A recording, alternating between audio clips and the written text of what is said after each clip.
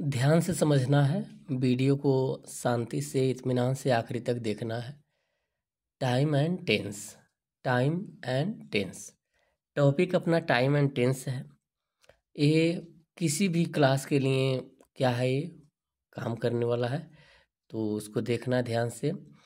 Time means समय, tense means काल। दोनों ऐसे शब्द हैं जिनमें संबंध होते हुए भी अंतर है। एक दूसरे से संबंध होते हुए एक क्या है, ये अलग अलग है, अंतर है। इनमें क्या अंतर है? टाइम जो है, टाइम एक ग्रामेटिकली टर्म नहीं है। ग्रामेटिकली आपको पता है, व्याकरण से संबंधित। जैसे फिर यह एक यूनिवर्सल कॉन्सेप्ट है। यूनिवर्सल मीन्स क्या होता है? सार्वभौमिक कॉन्सेप्ट। यह भाषा से स्वतंत्र या मुक्त है। यह किसी के गुलाम में नहीं है, यानी कि यह किसी के दबाव में नहीं रहता है। समय जो है किसी का दबाव नहीं, समय किसी का नहीं है। टाइम से दिनों, महीनों, वर्षों आदि का बोध होता है। उसके बाद टेंस क्या कहता है? टेंस मीन्स होता है काल।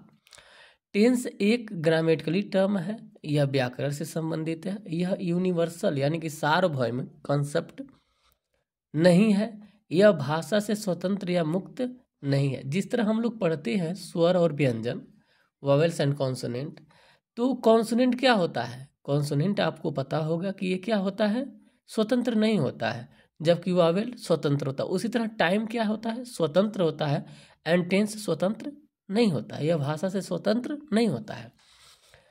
जबकि टेंस से दिनों, महीनों, वर्षों आदि का बोध नहीं होता। जैसे अगर हम टेंस से पता करें कि कौन सा साल, कौन सा महीना कैसे है, तो ये पता नहीं चलेगा, लेकिन टाइम से पता चल जाएगा। इसको और विस्तार से समझने के लिए टॉपिक दूसरा देखिएगा, यानी कि टेंस का भाग 2 देखिएगा। टेंस कार्य के समय के मुताबिक, कार्य जो कार्य हम लोग करते हैं ना, कार्य के समय के मुताबिक वर्ब यानी कि क्रिया के रूपों में जो परिवर्तन होता है ना, उसे टेंस ही कहते हैं, उसे ही टेंस कहते हैं। आगे पता चला आपको। जैसे tense changes the form of the verb to express the time of an action. Kinds of tense, tense के प्रकार। टेंस 3 प्रकार के होते हैं। टेंस कितने प्रकार के? 3 प्रकार के। प्रेजेंट टेंस वर्तमान काल, पास्ट टेंस भूतकाल, फ्यूचर टेंस भविष्यत काल। ठीक है।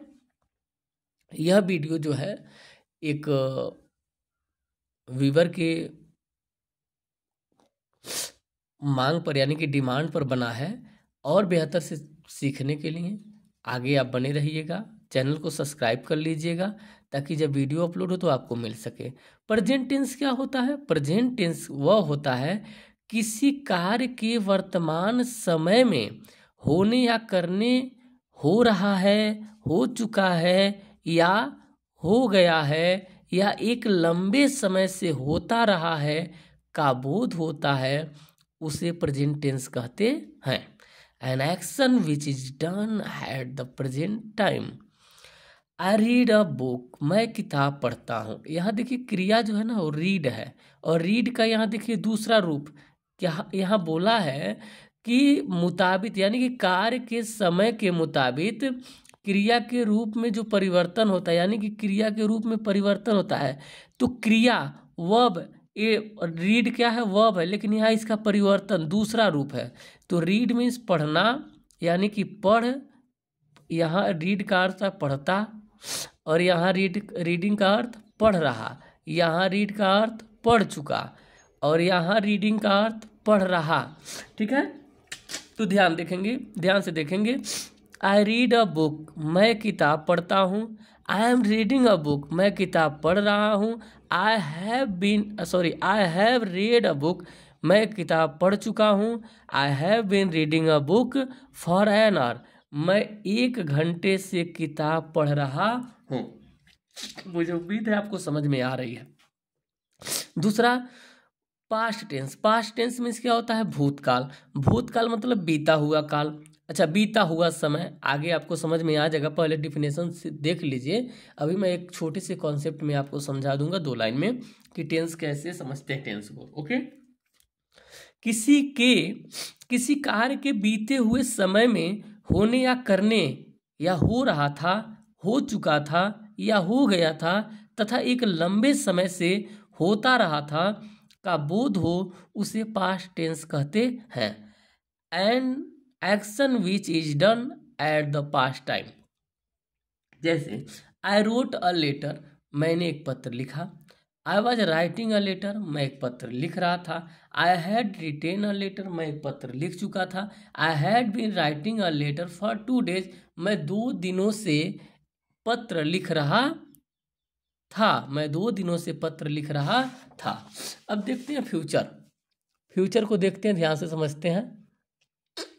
फ्यूचर टेंस भविष्य काल, किसी कार्य के आने वाले समय में होने या करने, हो रहा होगा, होता रहेगा, हो चुका होगा या हो गया होगा तथा एक निश्चित समय से होता आ रहा होगा का बोध हो तो उसे फ्यूचर टेंस कहते हैं। जैसे आई शैल राइट अ लेटर, मैं एक पत्र लिखूंगा।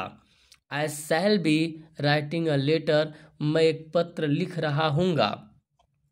I shall have written a letter, मैं एक पत्र लिख चुका हूँगा। I shall have been writing a letter since morning, मैं सुबह से एक पत्र लिख रहा हूँगा। समझ में आ रहा है। अब हम लोगों को प्रेजेंट, पास्ट, फ्यूचर समझना है, ठीक है। तो सबसे पहले आपको प्रेजेंट और पास्ट समझना है। समझिए, एक बिंदु है ए और एक बिंदु है बी। ए आपका घर है। क्या है? ये आपका घर है, ठीक है। ये बिंदु आपका घर है, बिंदु ए आपका घर है, ओके। और ये बिंदु बी जो है, ये समझिए आपका स्कूल है। क्या है? ये आपका स्कूल है। जब आप स्कूल जाते हैं, ये आपका स्कूल है, कमरे हैं। वैसे तो बहुत अच्छी हमको नहीं आता है ड्राइंग बनाने, लेकिन बस समझ लेना है कि ये आपका स्कूल है। अब इसे समझना कैसे है कि जब यहाँ से आप सुबह 6 बजे निकलते हैं तो यह समय आपका होता है प्रेजेंट। क्या होता है? प्रेजेंट। और यहाँ आप 6:30 पर पहुँचते हैं तो ये 6:30 आपका हो जाता है प्रेजेंट। लेकिन ये 6 क्या आपका हो जाता है? पास्ट, ठीक है। और अगर यहाँ प्रेजेंट में आप सोचते हैं कि मैं 6:30 पर पहुँचूँगा, लेकिन ये आपने कल्पना किया। क्या किया? कल्पना किया। अभी आपने काम किया नहीं, कर पाया नहीं, लेकिन उसके विषय में सोचा। तो आपके आने वाले समय की सोचने का जो प्रक्रिया है कि मैं सोच रहा हूँ, उसको करूँगा, तो वह आपका फ्यूचर होता है। लेकिन प्रेजेंट पहले समझते हैं। जैसे यहाँ से आपने चालू किया 6 बजे, तो यहाँ से करते करते करते करते जो बीच में 30 मिनट का टाइम लगा ना, तो यहाँ जो प्रेजेंट यानी कि इससे पहले 6:29 तक आपका पास्ट है। क्या है? पास्ट है। इसीलिए कहा जाता है बीता हुआ प्रेजेंट। बीता हुआ प्रेजेंट ही क्या होता है? पास्ट होता है। बीता हुआ प्रेजेंट ही पास्ट होता है। जैसे मान लीजिए आप पढ़ते हैं, लेकिन यही पढ़ने की जो प्रक्रिया है, जो समय है, वो बीत जाता है। तो आप क्या करेंगे? यहाँ समय जब बीत जाएगा तो यहाँ बोलेंगे मैं पढ़ता था, ठीक है। तो जो ये आपकी समय है ना, ये जो प्रेजेंट है आपका ना, जब यही बीत जाता है तो आपका बीता हुआ प्रेजेंट ही क्या हो जाता है? पास्ट हो जाता है। मुझे उम्मीद है ये वीडियो आपको पसंद आई होगी। अगर पसंद आई है तो चैनल को सब्सक्राइब कर लीजिए, वीडियो को लाइक कर दीजिए और दोस्तों में शेयर कर लीजिए। जो चीज़ें समझ में नहीं आई है, कोई दिक्कत है, तो आप कमेंट सेक्शन में लिखिएगा। वैसे इसका हेल्पिंग वर्ब मैंने छोड़ा है क्योंकि ये एक बच्ची के कहने पर मैंने बनाया है। तो बाकी आगे की चीज़ें जो है बेहतरीन तरीके से आपको मिलेगी। Thank you very much.